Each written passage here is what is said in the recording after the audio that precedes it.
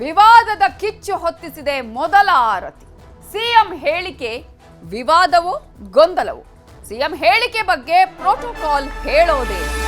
ಈಗಾಗಲೇ CM DK Shivakumar ಅವರು ತಿರುಪತಿಯಲ್ಲಿ ಮೊದಲ ಆರತಿಯ ವಿಚಾರದಲ್ಲಿ ಅಧಿಕಾರಿಗಳು ಆರತಿಯನ್ನು ಎತ್ತಾ ಇದ್ರು. ಆದರೆ ಇನ್ನು ಮುಂದೆ ಅದನ್ನ ಶಾಸಕರುಗಳು, ಸಚಿವರುಗಳು, ಅಧಿಕಾರಿಗಳು ಅವರು ಆ ಒಂದು ಆರತಿಯನ್ನು ಮಾಡುವಂತಹ ಅವಕಾಶ ಇರಬೇಕು ಅಂತ ಹೇಳಿದ್ರು. ಈಗ ಈ ಹೇಳಿಕೆ ಒಂದು ದೊಡ್ಡ ಮಟ್ಟದಲ್ಲಿ ಈಗ ಚರ್ಚೆಗೆ ಕಾರಣ ಆಗಿದೆ. ಆ ಹೇಳಿಕೆ ಅದು ವಿವಾದನ, ಗೊಂದಲನ? ಇದರ ಬಗ್ಗೆ ಹಾಗಾದ್ರೆ ಇದರ ಬಗ್ಗೆ ಪ್ರೋಟೋಕಾಲ್ ಹೇಳೋದೇನು?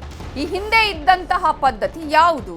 ತಿರುಪತಿಗೂ ರಾಜ್ಯಕ್ಕೂ ಇರುವ ನಂಟೇನು? ಸರಳ ಸ್ಪಷ್ಟ ಮಾಹಿತಿ ನಿಮ್ಮ ನ್ಯೂಸ್ 18 ನಲ್ಲಿ ಮಾತ್ರ. ಈ ವಿಚಾರಕ್ಕೆ ಸಂಬಂಧಪಟ್ಟ ಹಾಗೆ ನ್ಯೂಸ್ 18 ಜೊತೆಗೆ ಟಿಟಿಡಿ ಸದಸ್ಯ ನರೇಶ್ ಮಾತಾಡಿದ್ದಾರೆ. ಸದ್ಯ ಇರುವಂತಹ ವ್ಯವಸ್ಥೆ ಮತ್ತು ಹೊಸ ಪ್ರಸ್ತಾಪಗಳ ವಿವರಣೆಯನ್ನ ಕೊಟ್ಟಿದ್ದು, ಟಿಟಿಡಿ ಮುಂದಿರುವ ಆಯ್ಕೆ ಏನು, ಹಾಗೇನೆ ಸರ್ಕಾರದ ಇರುವಂತಹ ಅವಕಾಶಗಳ ವಿವರಣೆಯನ್ನ ಕೂಡ ಈಗಾಗಲೇ ನರೇಶ್ ಅವರು ಕೊಟ್ಟಿದ್ದಾರೆ. ನ್ಯೂಸ್ 18 ಜೊತೆ ಟಿಟಿಡಿ ಸದಸ್ಯ ನರೇಶ್ ಮಾತಾಡಿದ್ದಾರೆ. ಮೈಸೂರು ಮಹಾರಾಜರ ಕೊಡುಗೆಯನ್ನ ಪರಿಗಣಿಸಿ ಮೊದಲ ಆರತಿಯನ್ನು ಎತ್ತಲಾಗುತ್ತೆ. ಸದ್ಯ ಕರ್ನಾಟಕ ಭವನದ ಅಧಿಕಾರಿ ಅಥವಾ ಸಿಬ್ಬಂದಿ ಇದನ್ನು ಸ್ವೀಕಾರ ಮಾಡ್ತಾರೆ. ಹೊಸ ಪ್ರಸ್ತಾವ, ಆಗ್ರಹ ಏನು ಇಲ್ಲ. ಇರುವ ವ್ಯವಸ್ಥೆಯನ್ನ ಮುಂದುವರಿಕೆ ಮಾಡಲಾಗುತ್ತೆ. ಹಳೆ ಪದ್ಧತಿಯ ಪ್ರಕಾರವೇ ಸರ್ಕಾರದ ಪ್ರತಿನಿಧಿಯಿಂದ ಸ್ವೀಕಾರ ಮಾಡಲಾಗುತ್ತೆ. ಆ ದಿನ ಕನ್ನಡಿಗ ಗಣ್ಯರು ಯಾರು ಇರ್ತಾರೋ ಅವರಿಂದ ಸ್ವೀಕಾರ ಮಾಡಲಾಗುತ್ತೆ.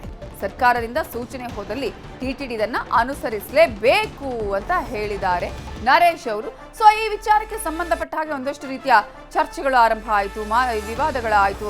ಯಾಕಂದ್ರೆ ಆರತಿಯ ವಿಚಾರದಲ್ಲಿ ರಾಜಕೀಯ ಯಾಕೆ ಅನ್ನುವಂತಹ ಮಾತುಗಳು ಕೂಡ ಕೇಳಿ ಬಂತು.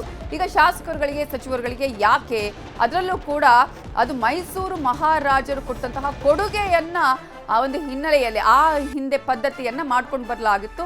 ಜೊತೆಗೆ ಈಗಾಗಲೇ ನಿನ್ನೆ ಸಿಎಂ ಡಿಕೆ ಶಿವಕುಮಾರ್ ಅವರು ಹೇಳಿರೋದು ಏನಪ್ಪಾ ಅಂತ ಹೇಳಿದ್ರೆ, ರಾಜ್ಯದ ಒಳಿತಿಗಾಗಿ ಮೊದಲ ಆರತಿಯನ್ನು ಎತ್ತಲಾಗುತ್ತೆ, ಅದನ್ನು ಸ್ವೀಕರಿಸುವುದು ಅಧಿಕಾರಿಗಳು. ಸೊ ಅಧಿಕಾರಿಗಳೇ ತೆಗೆದುಕೊಳ್ಳುವ ಬದಲು ಇಲ್ಲಿಂದ ಯಾರು ಗಣ್ಯರು ಹೋಗ್ತಾರೋ, ಒಬ್ರು ಶಾಸಕರು, ಸಚಿವರು ಹೋಗ್ತಾರೋ, ಅಥವಾ ಬೇರೆ ಯಾರಾದರೂ ಅಧಿಕಾರಿಗಳು ಇರ್ತಾರೋ, ಅದು AC ಆಗಿರ್ಬೋದು, ತಹಶೀಲ್ದಾರ್ ಆಗಿರ್ಬೋದು, ಮೇಯರ್ ಆಗಿರ್ಬೋದು, ಹೀಗೆ ಒಂದಷ್ಟು ವಿಚಾರಗಳನ್ನು ಅವರು ಹೇಳಿದರು. ಈ ವಿಚಾರಕ್ಕೆ ಸಂಬಂಧಪಟ್ಟ ಹಾಗೆ ಹೇಗೆ, ಯಾಕೆ ಇದು, ರಾಜಕಾರಣಿಗಳು ಯಾಕೆ ಅಂತ ಸಾಕಷ್ಟು ಪ್ರಶ್ನೆಗಳು ಕೂಡ ಆರಂಭ ಆಗಿತ್ತು. ಆದರೆ ಇದೀಗ ಇದಕ್ಕೆ ಸಂಬಂಧಪಟ್ಟ ಹಾಗೆ ನರೇಶ್ ಅವರು ಸ್ಪಷ್ಟನೆಯನ್ನ ಕೊಟ್ಟಿದ್ದಾರೆ.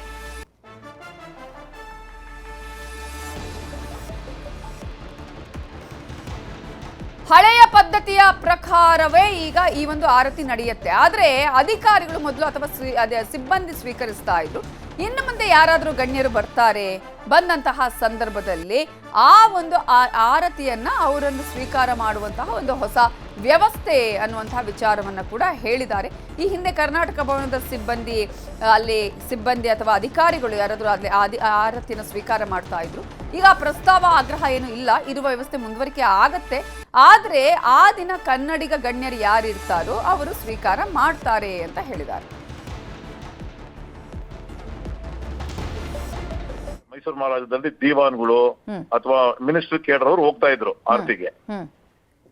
ಈಗ ನಮ್ ಕರ್ನಾಟಕ ಭವನದ ಒಬ್ರು ಸ್ಟಾಫ್ ಹೋಗ್ತಾರೆ. ಅದಕ್ಕೆ ಡೆಸಿಗ್ನೇಟೆಡ್ ಅಂತ ಎಂಡೋಮೆಂಟ್ ಮಿನಿಸ್ಟ್ರಿ ಮಾಡಿಲ್ಲ ಡೆಸಿಗ್ನೇಷನ್. ಅದನ್ನ ಡಿ ಕೆ ಶಿವಕುಮಾರ್ ಅವರು ಹೇಳಿರೋದು ಕರೆಕ್ಟ್ ಸಬ್ಜೆಕ್ಟ್. ಆದ್ರೆ ಹೇಳಿರೋ ದಾಟಿ ಮತ್ತೆ ಯಾರ್ಯಾರಿಗೆ ಕೊಡಿಸ್ತೀನಿ ನಾನು ಅಂತ ಇದ್ ಮಾಡಿರೋದು ತಪ್ಪು ಅಂತ ನಮ್ದಷ್ಟೇ. ಇದು ನಡ್ಕೊಂಡ್ ಬಂದಿರೋದು. ನಾನ್ ಹೇಳಿದ್ದು ಅವ್ರಿಗೆ ಹೈಯೆಸ್ಟ್ ಡಿಗ್ನಿಟ್ರಿ ಅವತ್ತು ಯಾರು ಇರ್ತಾರೋ, ಕರ್ನಾಟಕದಿಂದ ಯಾರು ಹೈಯೆಸ್ಟ್ ಡಿಗ್ನಿಟ್ರಿ ಇರ್ತಾರೆ ಅವ್ರಿಗೆ ಅದನ್ನ ಆರತಿನ ತಗೊಳೋ ಅಂತ ಒಂದು ಇದಾಗ್ಲಿ, ಅಂದ್ರೆ ದೇ ವಿಲ್ ಅಟೆಂಡ್, ಅವರು ಆರತಿ ಜೊತೆಗೆ ಹೋಗ್ಬಹುದು ಅಂತ. ಡಿ ಕೆ ಶಿವಕುಮಾರ್ ಹೇಳಿರೋದು ನಾನ್ ಎಲ್ರಿಗೂ ಆರತಿ ಕೊಡಿಸ್ತೀನಿ ಅಂದಿದಾರಲ್ಲ, ಅದು ತಪ್ಪು. ಡೆಸಿಗ್ನೇಟೆಡ್ ಆಫೀಸರ್ ಮಾಡಬೇಕು, ಅದನ್ನ ಅವ್ರು ಮಾಡ್ತೀನಿ ಅಂತ ಅಂದಿದ್ದಾರೆ. ಈಗ ಅದು ಕರೆಕ್ಟ್, ಅದು ಶ್ಲಾಘನೀಯ, ಅದಕ್ಕೆ ನಮ್ದೆಲ್ಲರದು ಸಹಮತ ಇದೆ. ಆಮೇಲೆ ಯಾವ್ದಾದ್ರು ಹೈಯೆಸ್ಟ್ ಡಿಗ್ನಿಟ್ರಿ ಯಾರಿದಾರ ಅವತ್ತು ಅವ್ರು ಅದ್ರ ಜೊತೆಗೆ ಹೋಗ್ಬೋದು. ಸೊ ಈಗ ಡಿ ಕೆ ಶಿವಕುಮಾರ್ ಅವ್ರಿಗೆ ಒಂದು ಪ್ರಸ್ತಾವ ಮಾಡಿದ್ರಲ್ಲ, ಅದು ಯಾರೇ ಆಗಿರಲಿ, ಯಾವುದೇ ಶಾಸಕ ಆಗಿರಲಿ, ಯಾವುದೇ ಪಕ್ಷದವರು ಆಗಿರಲಿ, ಅವರು ಆ ಒಂದು ಆರತಿಯನ್ನು ಸ್ವೀಕರಿಸುವಂತಹ ಒಂದು ಅವಕಾಶ ಆಗಬೇಕು. ಸಚಿವರುಗಳಿಗೆಲ್ಲ ಸಿಗುತ್ತೆ, ಆದರೆ ಶಾಸಕರುಗಳಿಗೂ ಕೂಡ ಅವಕಾಶ ಸಿಗಬೇಕು ಅನ್ನುವಂತಹ ವಿಚಾರವನ್ನು ಪ್ರಸ್ತಾಪ ಮಾಡಿದ್ರು. ಜೊತೆಗೆ ಮೇಯರ್ ಆಗಿರ್ಬೋದು, ಡೆಪ್ಯೂಟಿ ಮೇಯರ್ ಆಗಿರ್ಬೋದು, ತಹಶೀಲ್ದಾರ್ ಆಗಿರ್ಬೋದು, AC, ಹೀಗೆ ಅನೇಕರ ಹೆಸರುಗಳನ್ನು, ಅಂದರೆ ಆ ಒಂದು ಹುದ್ದೆಯ ಹೆಸರುಗಳನ್ನು ಕೂಡ ಅವರು ಪ್ರಸ್ತಾಪ ಮಾಡಿದ್ರು. ಇದೇ ವಿಚಾರಕ್ಕೆ ಸಂಬಂಧಪಟ್ಟ ಹಾಗೆ ಟಿಟಿಡಿ ಒಂದಷ್ಟು ಕ್ಲಾರಿಫಿಕೇಶನ್ ಅನ್ನು ಕೂಡ ಇದಕ್ಕೆ ಸಂಬಂಧಪಟ್ಟ ಹಾಗೆ ಕೊಟ್ಟಿದೆ. ಕಾರಣ ಈ ರೀತಿಯಾಗಿ ಪರ್ಟಿಕ್ಯುಲರ್ ಆಗಿ ಹೇಳೋದು ಅದು ಸರಿಯಲ್ಲ. ಹಾಗಂತ ಹೇಳಿ ಆರತಿ ಇರಲ್ವಾ? ಖಂಡಿತ ಇರುತ್ತೆ. ಈ ಹಿಂದೆ ಎಲ್ಲ ಡೆಸಿಗ್ನೇಟೆಡ್ ಆಗಿರುವಂತಹ ಒಂದು ಯಾರಾದರೂ ಅಧಿಕಾರಿಗಳು, ಸಿಬ್ಬಂದಿಗಳು ಯಾರು ಇದಕ್ಕೆ ಈ ಆರತಿಯನ್ನು ಸ್ವೀಕರಿಸುವಂತಹ ಒಂದು ಪರಿಪಾಠ ಇತ್ತಲ್ಲ, ಅದು ಆಗ್ತಾ ಹೋಗುತ್ತೆ. ಬಟ್ ಇನ್ನು ಮುಂದೆ ಡಿ ಕೆ ಶಿವಕುಮಾರ್ ಅವರು ಹೇಳಿದ ಹಾಗೆ ಗಣ್ಯರ ಒಂದು ವಿಚಾರವನ್ನ ಅವರು ಪ್ರಸ್ತಾಪ ಮಾಡಿದ್ದಾರೆ. ಸೊ ಸರ್ಕಾರದಿಂದ ಸೂಚನೆ ಹೋದಲ್ಲಿ ಇದನ್ನ ಟಿಟಿಡಿ ಅನುಸರಿಸಲೇಬೇಕು ಅನ್ನುವಂತಹ ವಿಚಾರವನ್ನ ಕೂಡ ಇಲ್ಲಿ ಹೇಳಿದ್ದಾರೆ. ಈ ಹಿಂದೆ ತಿರುಪತಿಲಿ ಅಂದ್ರೆ ಈಗ ನಾವು ಹೇಳ್ತಾ ಇದ್ವಲ್ಲ, ಏನ್ ಸಂಬಂಧ ರಾಜ್ಯಕ್ಕೂ ತಿರುಪತಿಗೂ ಏನ್ ಸಂಬಂಧ ಅಂತ ನೋಡಿದ್ರೆ, ಈ ಹಿಂದಿನಿಂದಲೂ ಕೂಡ ನಾವು ಒಂದು ಧಾರ್ಮಿಕ ಭಾವನೆಗಳನ್ನ ದೃಷ್ಟಿಯಿಂದ ನಾವು ಗಮನಿಸಬೇಕು.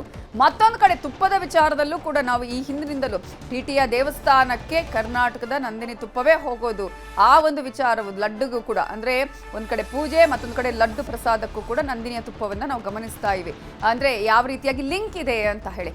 ಇಂತಹ ಸಂದರ್ಭದಲ್ಲಿ ಮಹಾರಾಜರ ಕೊಡುಗೆಯನ್ನ ಅವ್ರು ಏನು ಕೊಡುಗೆಯನ್ನ ಕೊಟ್ಟಿದಾರಲ್ಲ, ಆ ಒಂದು ಕೊಡುಗೆಯ ಹಿನ್ನೆಲೆಯಲ್ಲಿ ಮೊದಲ ಆರತಿಯನ್ನ ಇಲ್ಲಿ ಮಾಡಲಾಗುತ್ತೆ. ಆ ಒಂದು ಆರತಿಯ ಸ್ವೀಕಾರ ಕರ್ನಾಟಕದ ಸಿಬ್ಬಂದಿಗಳು, ಅದರಲ್ಲೂ ಕೂಡ ಕರ್ನಾಟಕ ಭವನದಲ್ಲಿ ಯಾರು ಅಧಿಕಾರಿಗಳಿರ್ತಾರೆ ಸಿಬ್ಬಂದಿ, ಅವರು ಸ್ವೀಕರಿಸುವಂತಹ ಪರಿಪಾಠ ಈ ಹಿಂದಿನಿಂದಲೂ ಕೂಡ ನಡ್ಕೊಂಡು ಬಂದಿದೆ.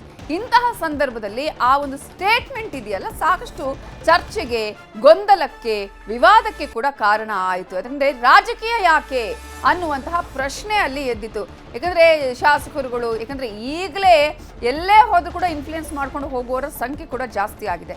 ಇಂತಹ ಸಂದರ್ಭದಲ್ಲಿ ಇದೀಗ ಇದೇ ರೀತಿಯಾದಂತಹ ಒಂದು ಆದೇಶವನ್ನ ಹೊರಡಿಸಿದ್ರೆ ಅದು ದೊಡ್ಡ ಮಟ್ಟದಲ್ಲಿ ಚರ್ಚೆಗೂ ಕೂಡ ಕಾರಣ ಆಗುವಂತಹ ಸಾಧ್ಯತೆಗಳು ಇದೆ.